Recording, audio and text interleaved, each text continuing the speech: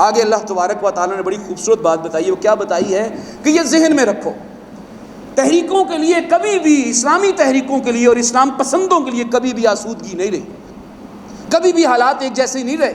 کبھی 313 کو بے سر و سامانی کی کیفیت اور عالم کے اندر 1000 سے ٹکرانا پڑا ہے، کبھی 1000 کو 3000 اور 4000 سے ٹکرانا پڑا ہے، اور کبھی تنے تنہا 400 اور 500 گورانوں کی سوسائٹی کو پوری ناٹو فورسز سے ٹکرانا پڑا ہے. آزمائش تو اسی میں ہی ہے کہ وَلَنَبْلُوَنَّكُمْ بِشَيْءٍ مِّنَ الْخَوْفِ وَالْجُوعِ وَنَقْصٍ مِّنَ الْأَمْوَالِ وَالْأَنفُسِ وَالثَّمَرَاتِ وَبَشِّرِ الصَّابِرِينَ الَّذِينَ إِذَا أَصَابَتْهُمْ مُصِيبَةٌ قَالُوا إِنَّا لِلَّهِ وَإِنَّا إِلَيْهِ رَاجِعُونَ. اسی لیے میرے بھائیوں اور دوستو، جب کوئی کشمکش کا دور آتا ہے تو حضور نبی کریم صلی اللہ علیہ وسلم کو یہ تعلیمات دی گئی ہیں، مجھے اور آپ کو تعلیمات دی گئی ہیں کہ 2 طرح کے رویے پیدا ہوتے ہیں. ایک رویہ یہ پیدا ہوتا ہے کہ اس وقت اسی گروہ انسانی میں سے کچھ لوگ اٹھتے ہیں اور وہ کیا کہتے ہیں کہ دیکھو ہمارے رب کا وعدہ ہمیں سچا ہوتا دکھائی دے رہا ہے، حالانکہ جسموں سے خون نکل رہا ہے، سر پھٹول ہو رہی ہے، پاؤں جو ہیں وہ کنکر سے جو پھٹ رہے ہیں، پیٹ میں بھوک ناچ رہی ہے، اور اپنا کٹتا ہوا لاشا اپنے بیٹے کا سامنے پڑا ہے. لیکن ایسے پر امید لوگ ہیں کہ جن کو دور روشنی دکھائی دیتی ہے اور وہ کہتے ہیں کہ اللہ اور اس کے رسول نے تو وعدہ سچا کیا تھا. لیکن دوسرا کردار بھی پیدا ہوتا ہے. دوسرا کردار یہ پیدا ہوتا ہے کہ وہ لوگ عافیت قدوں میں چلے جاتے ہیں. پھر فرمایا جو لوگ اللہ کے وعدوں کو سچا جانتے ہوئے میدان عمل میں رہتے ہیں اور وہ اپنی مادی ضرورتوں کو فقط ضرورت کی حد تک لیتے ہیں، اس کو مقصد زندگی نہیں بنا لیتے، اس کو امپورٹڈ ٹائلوں کی نظر نہیں کرتے، اس کو میچنگ واش روم کے سیٹس کے ساتھ میچ نہیں کرتے، وہ آسودگی کی زندگی جیتے ہیں. ان کو بازو جتنا لمبا موبائل اٹریکٹ نہیں کرتا. وہ اپنے لیے یہ طے کرتے ہیں کہ میری ضرورتوں کا دائرہ کیا ہے، میرے مقاصد زندگی کی اہمیت کیا ہے، میری خواہشات کا دائرہ کیا ہے. اسی لیے میرے بھائیوں اور دوستوں، اس نظام کی، جس نظام میں جو موجودہ وقت میں نظام ہے، اس کی سب سے بڑی خصلت اور خاصیت یہ ہے کہ یہ نظام اپنے اندر لوگوں کو گوندھ کے رکھ لیتا ہے. یہ نظام اپنی آپ کی خواہشات کو آپ کا مقصد زندگی بنا دیتا ہے. یہ آپ کی خواہشات کو آپ کی ضروریات بنا دیتا ہے. یہ آپ کی آرام کی خواہش کو آپ کی جسمانی ضرورت بنا کے پیش کرتا ہے. یہ آپ کے اوپر 7-8 گھنٹے کی جو آرام ہے اس کو آپ کی گالوں کی لالی قرار دے دیتا ہے. اسی لیے اس نظام کے خلاف اس بارے میں کانشیس رہنا. فرمایا فَمِنْهُمْ مَنْ قَضَى نَحْبَهُ، ان میں سے کتنے ہی ایسے ہیں جو اپنی پسندیدہ چیز کو پا چکے ہیں، اور ان میں سے کتنے ہی ایسے ہیں کہ جو بھی منتظر ہیں، شدت سے انتظار کر رہے ہیں کہ ہمیں اللہ کے دین کے راستے کے اندر کھپیں ہم اور شہید ہو جائیں، اور پھر اینڈ پہ یہ کہیں کہ حق تو یہ تھا کہ حق ادا نہ ہوا. میرے بھائیوں اور دوستوں، اس لیے بنیادی طور پہ اللہ نے فرمایا ان میں سے کتنے ہی ایسے ہیں جو سچے ہوتے ہیں اور ان کو ان کی سچائی کا اجر ملے گا، اور ان میں سے کتنے ہی ایسے ہیں جو جھوٹ بولتے ہیں، ان کو ان کے جھوٹ کی وجہ سے کیا ملے گی؟ سزا ملے گی. لیکن میں اس ضمن میں ایک بات کرنا چاہتا ہوں جو اللہ تعالیٰ نے بڑی خوبصورت بات کی ہے، اتنی خوبصورت بات کی ہے جو کارکنوں کے باہمی تعلقات کے لیے اتنی ضروری ہے کہ حیران کو. اب قرآن کی جامعیت دیکھیے، این کروشل ٹائم کے اوپر بھی دیکھیے صحیح کہ اللہ تعالیٰ کارکنان کے معاملے میں دوسرے کارکن سے تقاضا کس بات کا کر رہا ہے، کون سے جذبے کو پروان چڑھا رہا ہے. کروشل ٹائم ہے. احزاب حزب کی جمع ہے جس کا مطلب ہوتا ہے گروہ، یعنی کافی گروہ مل کر اسلام کی چھوٹی سی کمزور سی ریاست کے اوپر چڑھ دوڑے، جو مادی اعتبار سے تو کمزور ہے لیکن نظریاتی اعتبار سے، اعصابی اعتبار سے، نفساتی اعتبار سے، اخلاقی اعتبار سے، جذبے اور عزم کے اعتبار سے بے مثل جو ہے وہ قوم ہے، اس پر چڑھ دوڑی. این کروشل ٹائم کے اوپر بھی جو لوگ تحریک اسلامی کا ساتھ دینے کی بجائے منہ موڑ لیتے ہیں، ان کے بارے میں ذرا تبصرہ دیکھیے مومنین کی طرف سے اور کارکنان اور قیادت کی طرف سے. تبصرہ کیا ہے جسے قرآن مجید نے محفوظ فرما لیا ہے؟ فرمایا لِيَجْزِيَ اللَّهُ الصَّادِقِينَ، تاکہ اللہ جزا دے سچوں کو، بِصِدْقِهِمْ، ان کی سچائی کی وجہ سے، ان کی کمٹمنٹ کی وجہ سے، ان کے مستقل ڈٹے رہنے اور عزم و ہمت کا کوہ گراں بننے کی وجہ سے. فرمایا وَيُعَذِّبَ الْمُنَافِقِينَ، ذرا غور کیجیے گا الفاظ پہ، اور وہ چاہے تو عذاب دے، یہ پیچھے جڑ رہا ہے وَلِيُعَذِّبَ الْمُنَافِقِينَ، یہ لام تعلیل یا لام یہاں پر بھی موجود ہے کہ چاہے کہ وہ عذاب دے، یہ اس کی چاہت، چاہے کہ وہ عذاب دے منافقین کو انشاءاللہ، انشاء اگر وہ چاہے، او یتوب علیہم، یا ان پر توبہ کر دے یا ان پر رحم فرما دے. آپ ذرا اس میں دیکھیں کون سا جذبہ پروان چڑھایا گیا ہے. ایک بندہ مومن، ایک تحریک اسلامی کا کارکن ایک دائی وہ انسانیت کے لیے خیرخواہ ہوتا ہے. الدین النصیحہ، دین خیرخواہی کا نام ہے. صحابہ نے پوچھا لمن یا رسول اللہ، کس کے لیے اللہ کے پاک پیغمبر؟ فرمایا للہ ولرسولہ، اللہ کے لیے، اس کے رسول کے لیے، مسلمانوں کے لیے، عام مسلمانوں کی جماعت کے لیے خیرخواہی. اسی لیے میرے بھائیوں اور دوستوں، جو تم سے کٹے تم اس سے جڑو، جو تمہیں نہ دے تم اسے دو. من احب للہ ومن ابغض للہ، جس نے اللہ کے لیے محبت کی، جس نے اللہ کے لیے بغض کیا. اسی لیے میرے بھائیوں اور دوستوں یہاں فرمایا کہ وہ چاہے تو وہ توبہ کر دے، ہمیں کچھ کنسر نہیں. اسی لیے میرے بھائیوں اپنی ڈومین سے باہر نہیں نکلنا چاہیے. یہ اللہ کی ڈومین، کچھ ڈومین جو وہ قیادت کی ہوتی ہے، کچھ ڈومین کارکنان کی ہوتی ہے. مسئلہ جب ہوتا ہے کہ جب ہم اپنے دائرہ کار اور دائرہ اختیار سے نکل کر دوسرے کے دائرہ کار اور دائرہ اختیار کے اوپر تبصرے کرنے شروع کر دیتے ہیں. جب ہم اپنے دائرہ کار اور اپنے اختیارات سے نکل کر دوسرے کے اختیارات کو اپنے ہاتھ میں لینے کی کوشش کرتے ہیں.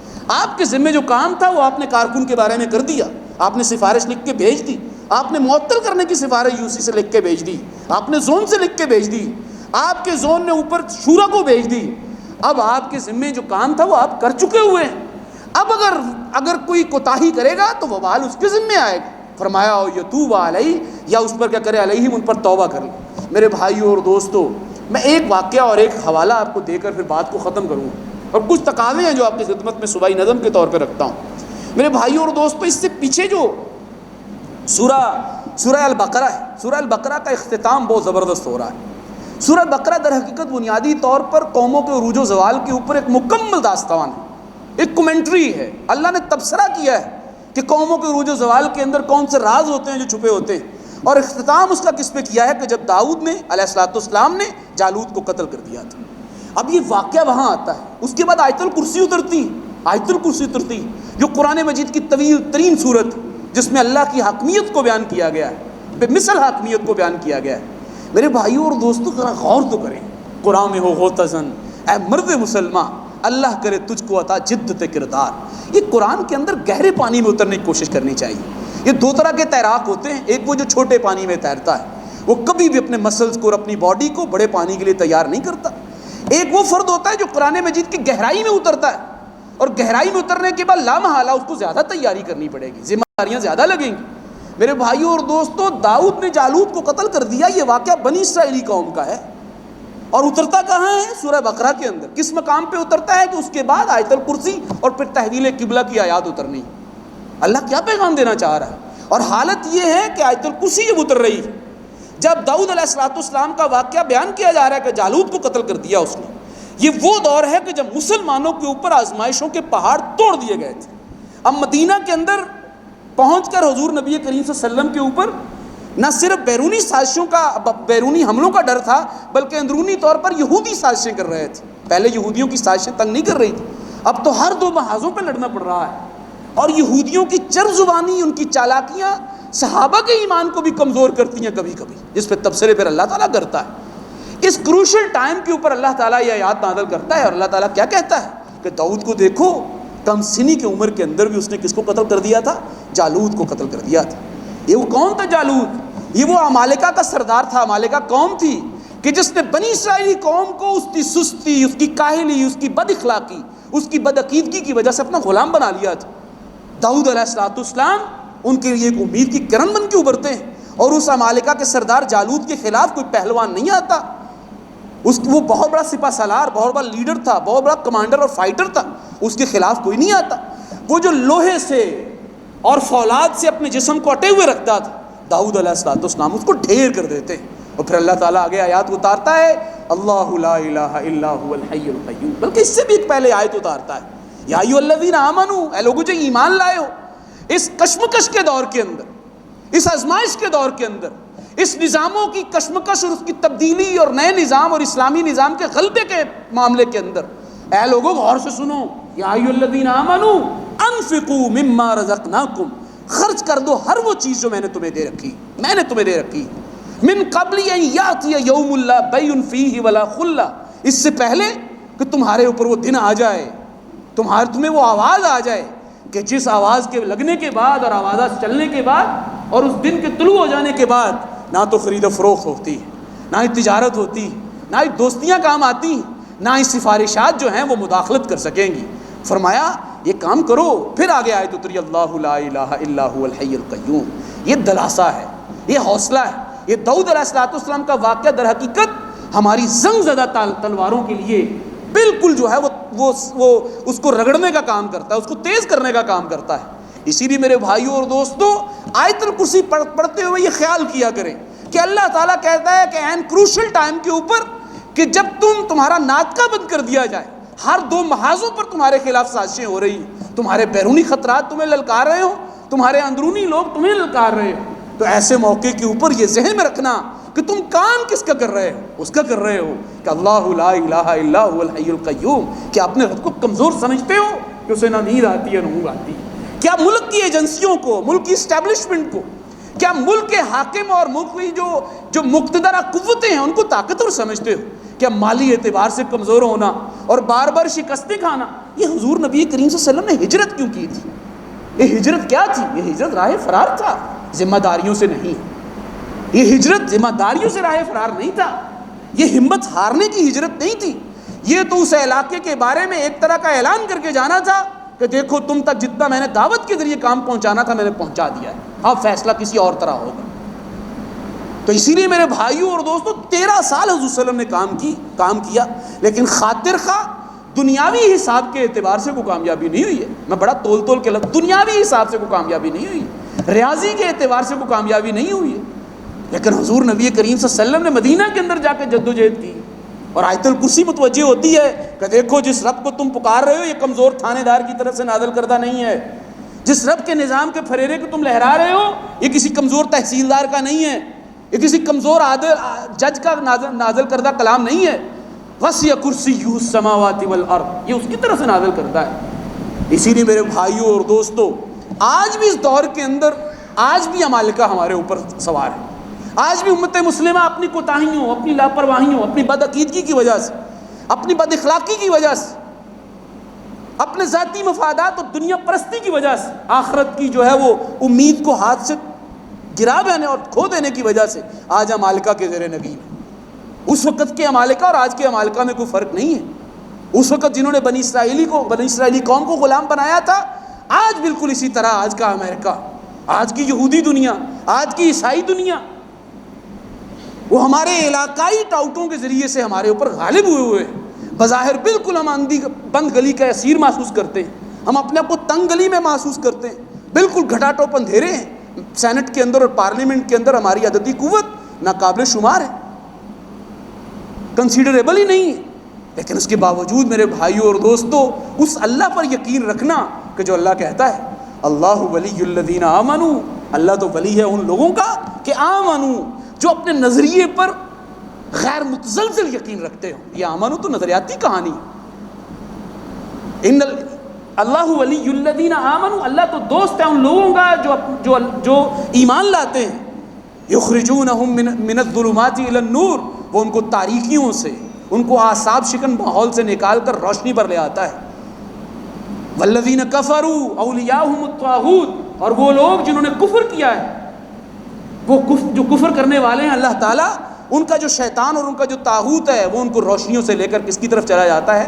تاریکیوں میں چلا جاتا ہے. اسی لیے میرے بھائیوں اور دوستوں, اپنے انفرادی دائرے کے اندر ان ذمہ داریوں کو ادا کرنے کی ضرورت ہے کہ جنہیں اجتماع خانہ کہا جاتا ہے.